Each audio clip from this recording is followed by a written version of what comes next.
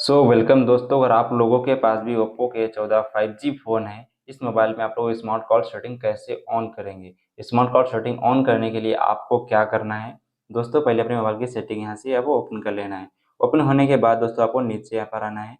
नीचे आने के बाद एक ऑप्शन देखने को मिलेगा सिस्टम अपडेट का, इस पर क्लिक कर देना है।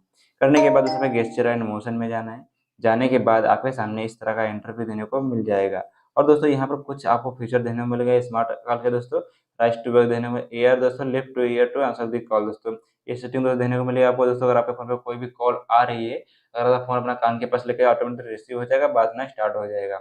ऑटो स्विच टू रिसीवर देने को मिलेगा। तो यहाँ पर देने को मिलते हैं flip to mute incoming call देने को मिलता है। तो आपको जो भी यूज़ करना है पर यूज़ कर सकते हो दोस्तों। इस तरीके से आप लोग ओप्पो के 14 5G फ़ोन में आप लोग स्मार्ट कॉल सेटिंग ऑन कर सकते हो। अगर आप लोग को वीडियो अच्छा लगा तो वीडियो को लाइक कीजिएगा और चैनल को सब्सक्राइब जरूर कीजिएगा।